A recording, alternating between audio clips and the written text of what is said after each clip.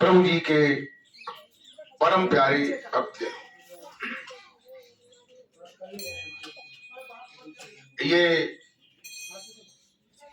आज जो है महाशिवरात्रि का पर्व है और इसी दिन हमारे सद्गुरुदेव परम पूज्य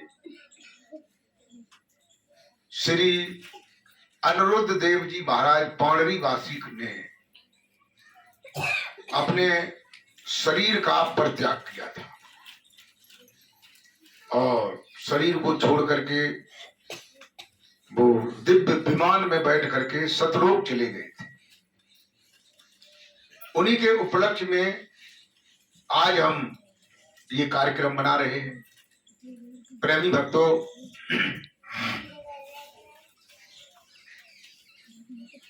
आज मैं आप लोगों को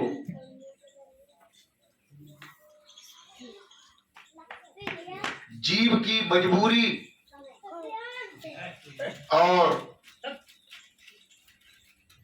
सद्गुरुदेव की कृपा के बारे में बताएं। देखिए, जीव की मजबूरी क्या है? बच्चों को कि जीव की एक तो ये मजबूरी है कि जीव 84 लाख तरह के शरीरों को छोड़ करके आज उसे मनुष्य का जीवन मिला है, मनुष्य शरीर मिला है। प्रेमी भक्तों, और ये शरीर जो है बड़ा ही कीमती है। इसके लिए रामायण में, गीता में, वेदों में, उपनिषदों में इसके बारे में बताया गया है कि ये शरीर मनुष्य का है, यही हमें मोक्ष मुक्ति प्रदान करा सकता है। अन्य संसार में कोई भी शरीर मोक्ष मुक्ति प्राप्त नहीं करा सकते। जीव की क्या मजबूरी है उसे मैं बता रहा हूं। जीव की मजबूरी ये है कि जीव जो है वो बंदा है। क्या है? बंदा है। बंदे का मतलब क्या है? बंधा हुआ है। किससे बंधा हुआ है? ये शरीर जो है 5 तत्वों से बना है: पृथ्वी, जल, अग्नि, आकाश और वायु। शरीर में पृथ्वी तत्व का ये हड्डी, नाड़ी, रोम, मांस, त्वचा, इस रूप में पृथ्वी तत्व विद्यमान है। और शरीर के अंदर जल तत्व जो है लार, रक्त, मूत्र, अश्रु, पसीना, इस रूप में विद्यमान है। और अग्नि तत्व का ये क्षुधा, पिपास, आलस, नींद, कांति, इस रूप में विद्यमान है। और वायु शरीर के अंदर जो है वायु रूप का स्वरूप है, वो उसके रूप में विद्यमान है, जिसे कहते हैं उठना, बैठना, बल करना, चेष्टा करना, ये वायु के कारण ही होता है। वैसे शरीर के अंदर 10 प्रकार की वायु है जिन्हें प्राण कहते हैं। कहते हैं प्राण, अपान, उदान, बयान, समान, नांग, कूर्म, कृटल, देवदत्त, धनुजय।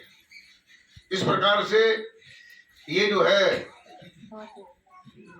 आकाश तत्व जो है 5वां तत्व है। वैसे आकाश को तत्व बताया गया है, लेकिन आकाश तत्व नहीं है। कैसे कि तत्व की परिभाषा ये है कि तत्व से कहते हैं जो देखने में, पकड़ने में, अनुभव करने में आता है, उसे तत्व कहते हैं। जैसे पृथ्वी है, देखने में आती है, पकड़ने में आती है। जल तत्व है, देखने में आता है, पकड़ने में आता है। वायु तत्व है, देखने में आता है, पकड़ने में भी आता है। उसको ट्यूब में साइकिल, मोटरसाइकिल, ट्रक सब में जो है वायु को हम भर लेते हैं। और उसके अलावा भी जो ट्रेन चलती है या जितनी भी मशीनरी है, जितने भी इंजन है, वो स्टीम से चलती है, वायु से चलती है। एक प्रकार का वायु प्रकट किया जाता है। प्रेमी भक्तों, ये 5 तत्वों से बना हुआ जो शरीर है, इस शरीर अष्ट पंजर है। इस पंजरे में जीव जो है बैठा हुआ है। इस शरीर के 10 दरवाजे हैं, वैसे तो 12 दरवाजे हैं। 9 दरवाजे खुले हुए हैं, जैसे 2 आंखें, 2 नाक, 2 कान, 1 मुख, 7 ये दरवाजे, और 2 दरवाजे नीचे मलमूत्र त्याग करने वाले, 9 दरवाजे ये खुले हुए हैं। तो इस 9 दरवाजे के पिंजड़े में जीव बैठा है। इसमें जो 10वां दरवाजा है, इस 10वें दरवाजे से जीव को इसके अंदर प्रवेश किया गया है और उसे बंद कर दिया गया है। फिर उसके अलावा में एक रंध्र द्वार है और 13वां 12वां एक सचखंड द्वार है। ये 12 दरवाजे।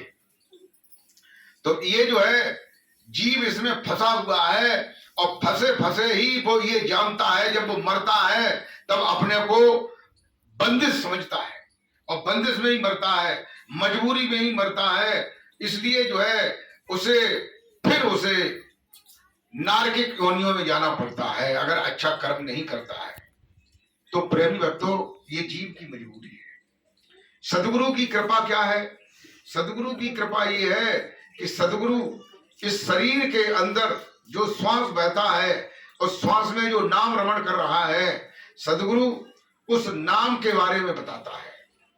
ये जीव जब सतलोक से आया था तो सतपुरुष ने ये जीव सुरत नृत्य नाम दे करके ऐसे भेजा था। रास्ते में काल ने नाम के 2 टुकड़े कर दिए थे, जो श्वास के अंदर जो है, एक श्वास के आने पर, एक श्वास के जाने पर होता है। तो उसे ये काल को ये मालूम है कि जीव जब तक इन दोनों टुकड़ों को जोड़ेगा नहीं, नाम के दोनों भागों को जोड़ेगा नहीं, तब तक जो है ये सचखंड में नहीं जा सकता है। इसलिए जो है जोड़ने का तरकीब, जोड़ने का उपाय सदगुरु जब दया करते हैं तब वो बताते हैं। और एक विशेष कृपा ये है कि जो 10वां दरवाजा है, 10वां दरवाजा जो है उसके ऊपर सदगुरु देव का निवास है, जहां से सतलोक के लिए रास्ता गया है।